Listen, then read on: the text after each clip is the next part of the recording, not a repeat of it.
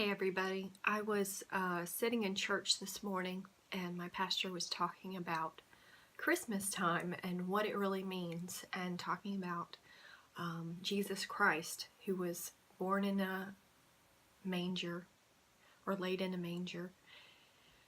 And he was talking about the people in the environment. Were they happy?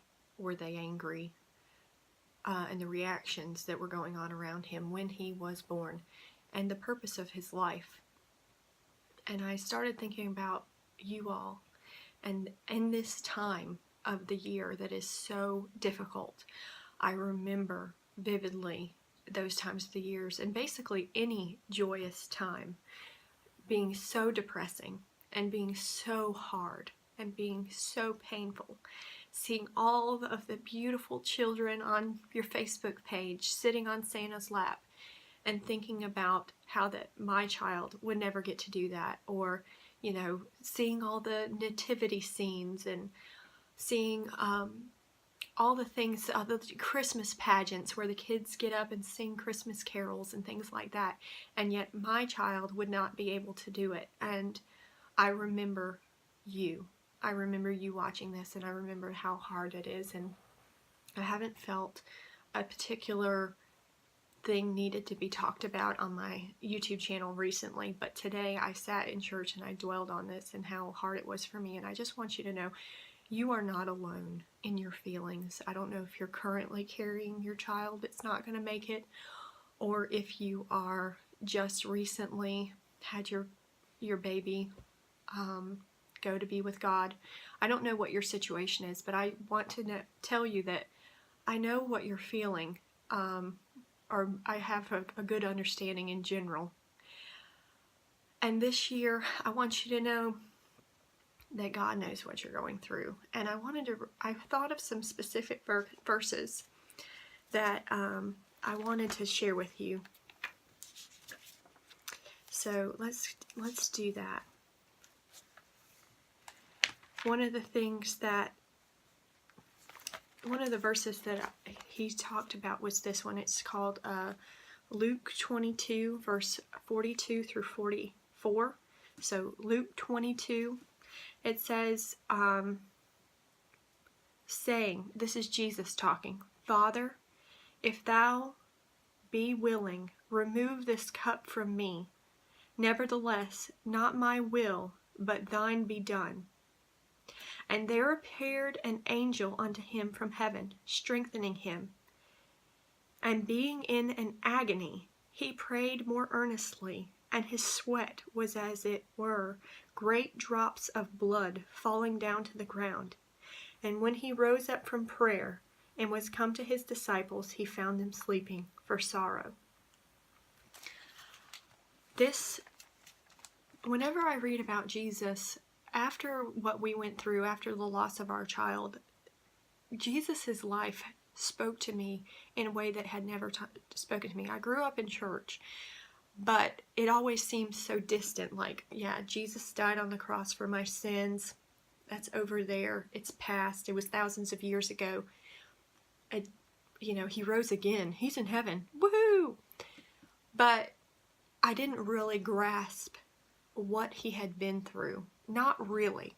And then when we lost our child, and I carried her for 4 months knowing that she would not make it, and the sorrow that came along with that, and the actual the grit that I had to go through that and not fall apart.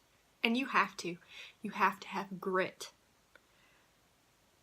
I look at Jesus Christ in these verses, and he's asking God, if it's possible, allow me to not die on the cross.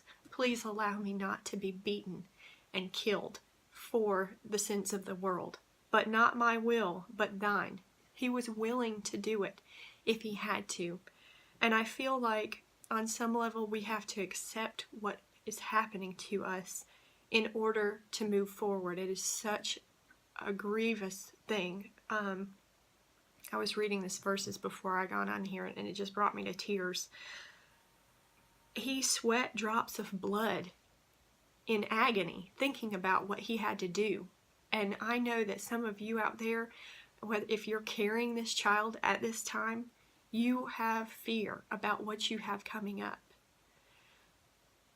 But it says here that an angel appeared from heaven and strengthened him. So God heard his prayer and sent sent an angel to minister to him. That's such a beautiful thing.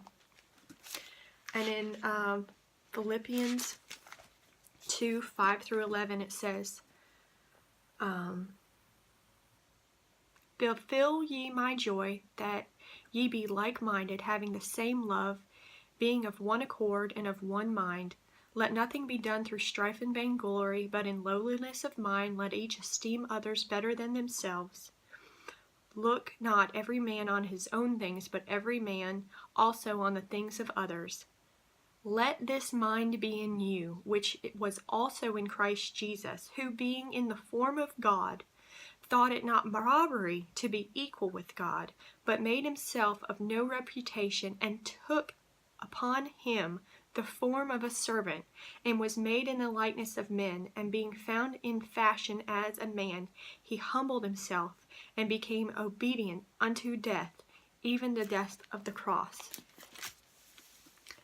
It's a beautiful image of what Jesus was willing to do for us, and the pain that he went through in doing it, and yet he still did it, even though he knew.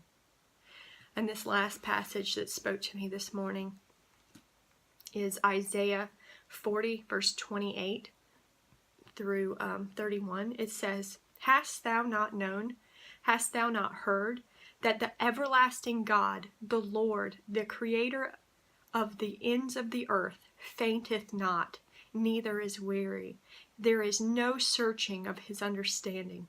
He giveth power to the faint, and to them that have no might he increaseth strength. Even the youths shall faint and be weary, and the young men shall utterly fall. But they that wait upon the Lord shall renew their strength.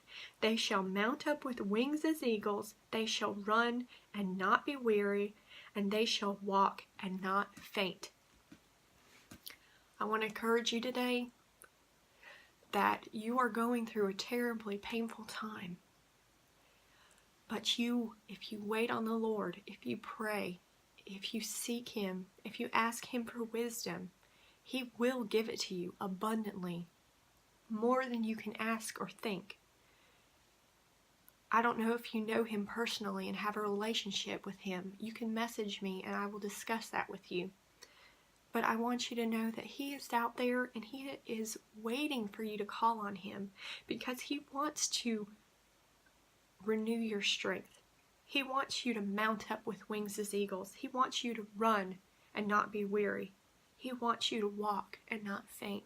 And in this time where everybody else is so excited about the Christmas carols and the presents and all the things, and it seems so petty at this time. It seems like not even worth it. I've been there.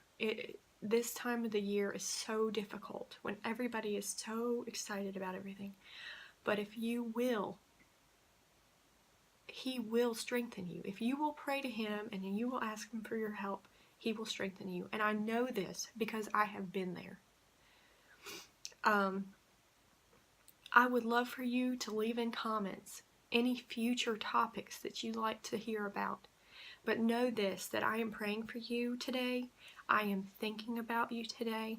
I am hoping and praying for you to be renewed and strengthened. And I am hoping and praying that you will trust him and know that he is there for you every step of the way. Even when he feels distant, he is still there.